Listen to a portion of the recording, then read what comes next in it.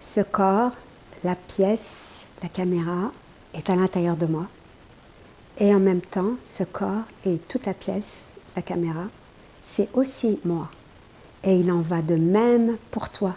Le corps pour lequel tu te prends, la pièce, moi, se trouve à l'intérieur de toi et c'est aussi toi.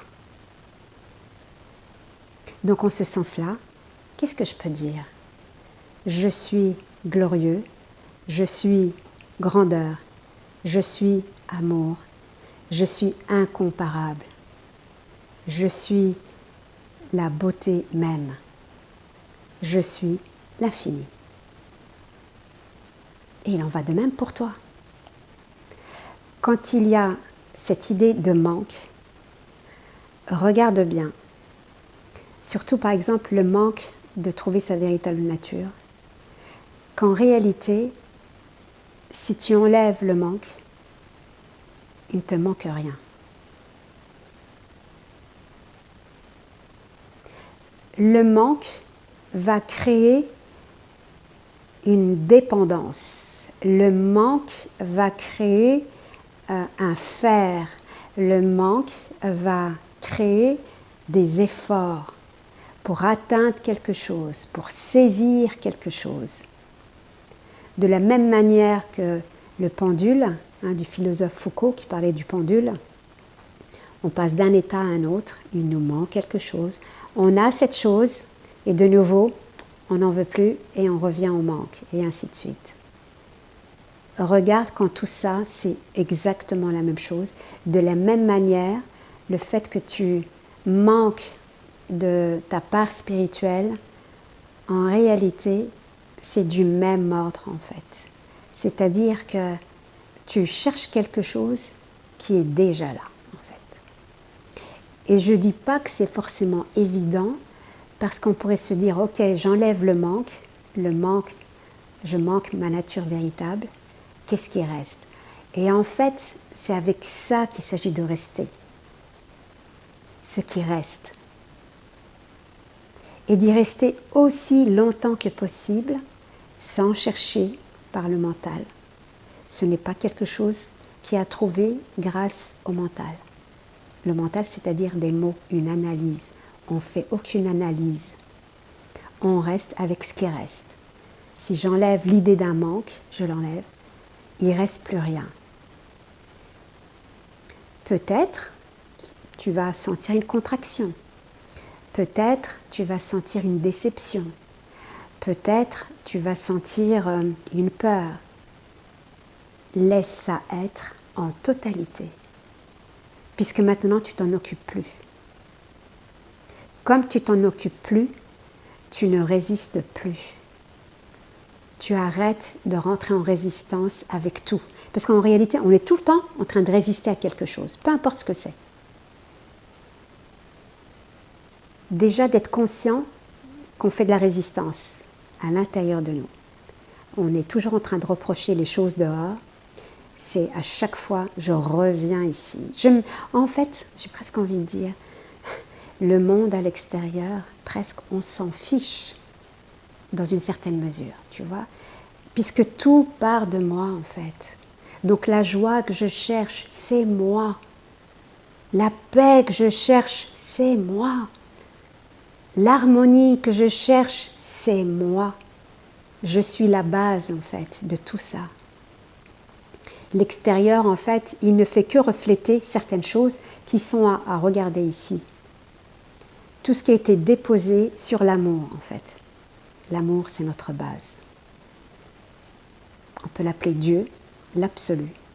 Moi, je l'appelle l'amour. Je parle beaucoup d'amour. Mais c'est véritablement ça, en fait. C'est ça, la vie. On appelle aussi la vie, mais la vie, c'est l'amour, en fait.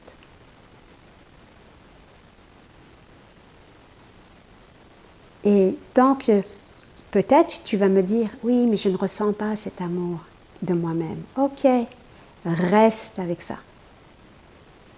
Peut-être que rester avec ce vide qui est vide, tu vois, où il y a un non-sens. Ok, reste, accueille ça. Ne cherche rien à atteindre. Ne cherche pas à forcer. c'est s'abandonner à ça en fait. On s'abandonne à ça. Et plus tu t'abandonnes à ça, plus tu es sincère dans cet abandon, plus tu es sincère dans ta capacité, j'ai envie de dire, à vivre ta pleine innocence, plus tu es en capacité, en harmonie, à vivre ta pleine légèreté, ta pleine douceur, comme un enfant en fait, qui ne veut que chanter, se déployer, danser, rire, rire et rire aussi. Même rire de ça, je ne sens rien, on peut en rire. Le rire de Dieu est omniprésent, il est là, il est vivant, tu vois, il y a un rire là-dedans, de joie, tu vois. Et ça permet aussi de dédramatiser, parce que des fois on peut rentrer dans des trucs très pathos, tu vois, parce qu'on est habitué au pathos. Avant, il y avait le manque de certaines choses, et on en souffrait, le manque de ci, de ça. Puis après, on découvre, il y a autre chose, le spirituel. Et là, on va encore manquer de spirituel, de ce spirituel en nous, de ce Dieu en nous. Tu vois, on accumule des souffrances. En réalité, les souffrances sont inutiles. C'est juste, la souffrance, en réalité, elle existe parce qu'on veut penser, on veut réfléchir, on veut analyser et on veut attraper du savoir, de la connaissance. Non, tu ne peux pas t'attraper. Tu sais pourquoi ? Tu es le connaisseur. C'est toi la connaissance.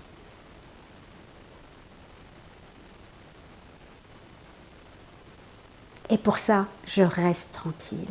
Et je fais avec ce qui est là.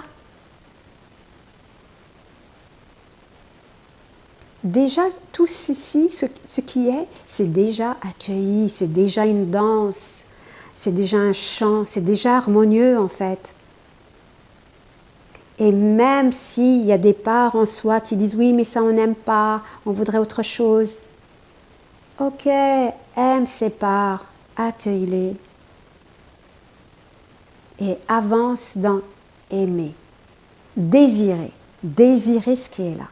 Le désirer pleinement, regarde comme c'est simple parce que c'est déjà là. Peu importe la situation.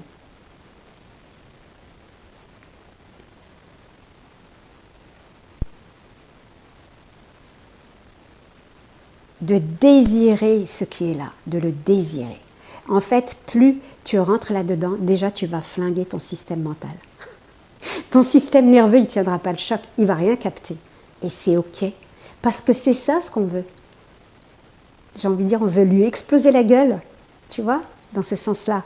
Puisqu'il ne comprend pas. Lui, il est programmé pour te défendre. Il est programmé pour te rappeler le programme. Le programme moi. Moi avant et moi ce que j'aimerais, tu vois.